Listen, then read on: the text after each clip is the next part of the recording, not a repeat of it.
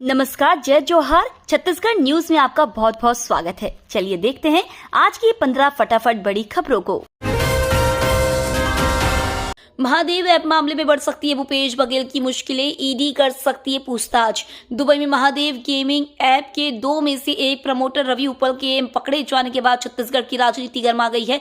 रवि उप्पल के पकड़े जाने के बाद अब छत्तीसगढ़ के कई राजनेताओं के नाम सामने आ सकते हैं, जिन पर पैसे लेकर महादेव ऐप को संरक्षण देने का आरोप लगा था।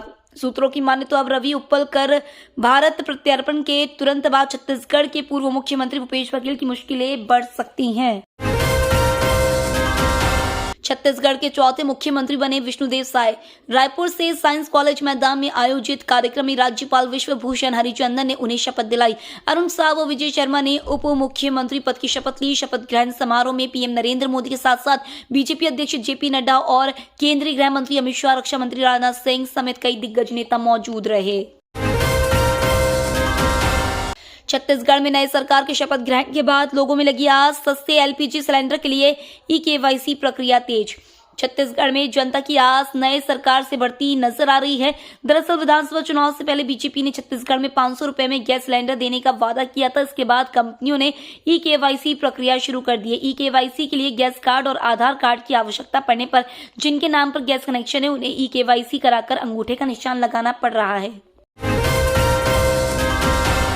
जिसने छत्तीसगढ़ को लूटा है वो अब नहीं बच पाएगा। छत्तीसगढ़ के पूर्व मुख्यमंत्री डॉक्टर रमन सिंह ने सट्टेबाजी के खिलाफ कड़ी कार्रवाई के संकेत दिए हैं। सट्टा किंग रवि उप्पल की गिरफ्तारी के बाद रमन सिंह ने ट्वीट कर कहा कि कांग्रेसी कुशासन के अंत के साथ ही अब अपराधियों के अंत की दिशा में छत्तीसगढ़ बढ़ चला है। सट्टेबाजों का संरक्षण तब तक ही था जब तक कांग्रेस की सरकार थी। शराब और मांस का सेवन करने वालों के लिए बुरी खबर। छत्तीसगढ़ में शराब और मांस का सेवन करने वाले लोगों के लिए बड़ी खबर है। राज्य शासन ने गुरु घासीदास जयंती के मौके पर आगामी सोमवार 18 दिसंबर 2023 को शुष्क दिवस घोषित किया है।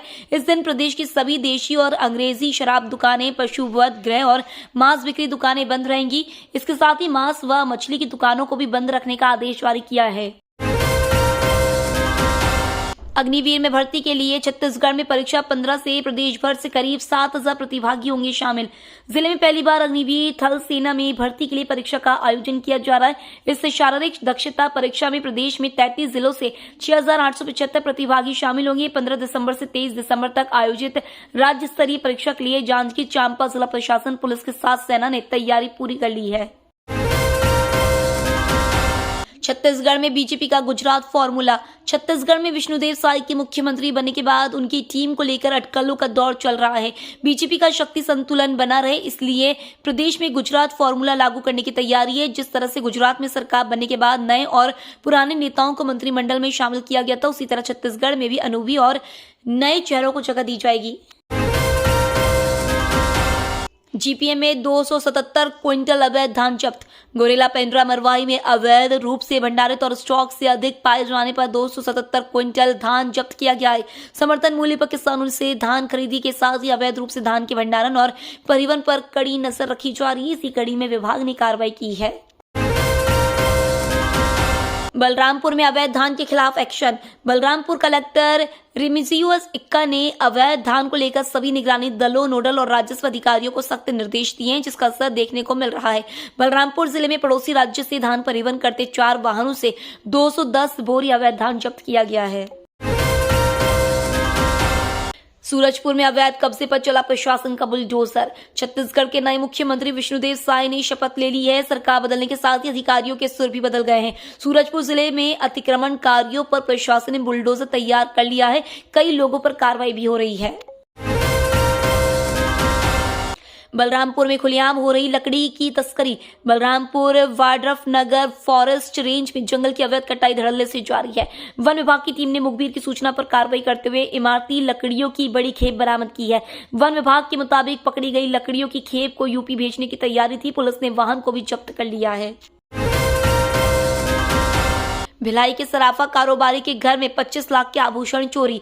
त्रिवेणी नगर जुनवानी निवासी एक सराफा कारोबारी के घर से 25 लाख रुपए के आभूषण और 2,20,000 रुपए नकदी चोरी हुए हैं। पीड़ित स्वजन के साथ 22 नवंबर को शादी समारोह में शामिल होने गया था। वहां से वह 24 नवंबर को वापस लौटा। इसी दौरान किसी अज्ञात आरोपित ने घर के दरवाजे का ताला तोड़कर लाखों रुपए के आभूषण और नकदी पार कर दिया। 10 जनवरी से शुरू होगी 10वीं और 12वीं की प्रायोगिक परीक्षाएं। छत्तीसगढ़ माध्यमिक शिक्षा मंडल की ओर से 10वीं 12वीं बोर्ड की प्रायोगिक परीक्षाएं 10 जनवरी 2024 से आयोजित होगी। इन परीक्षाओं की फाइल और प्रोजेक्ट 6 महीने तक सुरक्षित रखी जाएंगी। प्रायोगिक प्रोजेक्ट और थ्योरी परीक्षाओं के लिए पासिंग मार्क जरूरी है। इनके अंक वार्षिक परीक्षा में जुड़ेंगे। चावल के निर्यात पर भारत का बड़ा फैसला। भारत ने कुछ यूरोपीय देशों को और 6 महीने के लिए चावल के निर्यात प्रमाणन संस्था द्वारा निरीक्षण प्रमाण पत्र की अनिवार्यता को स्थगित कर दिया है। इससे पहले 29 मई 2023 को विदेश व्यापार महानिदेशालय ने 6 महीने के लिए ऐसा किया था। डीजीएफटी ने कहा था कि ब्रिटेन, आइसलैंड, लिंक्सटेनस्टीन, नॉर्वे और स्विट्जरलैंड को चावल के निर्यात के लिए केवल एक्सपोर्ट इंस्पेक्शन एजेंसी से इंस्पेक्शन सर्टिफिकेट की जरूरत होगी।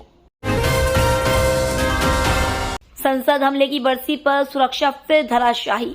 संसद पर आतंकी हमले की 22वीं बरसी पर लोकसभा में उस वक्त अफरा तफरी मच गई जब विजिटर्स गैलरी से 2 युवक अचानक नीचे कूद गए। उस समय लोकसभा में बीजेपी सांसद खगेन मुर्मू अपनी बात रख रहे थे। युवक सदन की बेंच पर कूदते हुए आगे बढ़ने लगे।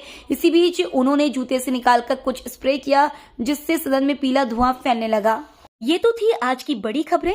डेली खबरों से अपडेट रहने के लिए चैनल सब्सक्राइब करना बिल्कुल ना भूलें। धन्यवाद।